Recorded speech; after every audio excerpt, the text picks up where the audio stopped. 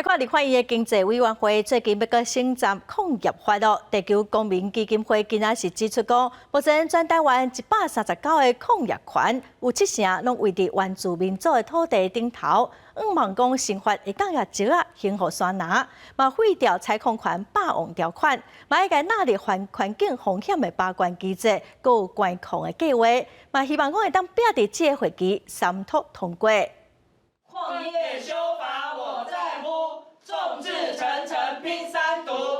采矿破坏环境的争议不断，立法院这会期总算有机会通拼矿业法修法三读。地球公民基金会表示，正正矿业法内底真侪霸王条款，即马各党派已经有三读共识。不过，伫个环境把关的规定，行政院版的草案敢若规定8大矿场要保办环评，其他小矿场煞免。有立委认为无合理，主张业者矿权等限的时就要进行环评。我们只在乎说，那怎么样有效的这个环评机制的把关，能够是有效的来框住这些业者合理的采矿，而不是一次许可展现不用环评，然后采矿就采好采满，无限采到底。另外，行政院草案对原住民自相同意是规定一次性的补办，基金会参原住民立委嘛认为要修正条文，才通落实关基法的精神。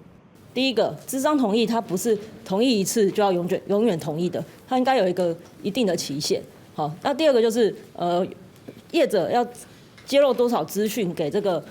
矿下的居民或是附近的部落。好，那这个部分会在接下来的经济委员会主要审查里面去做细致的讨论。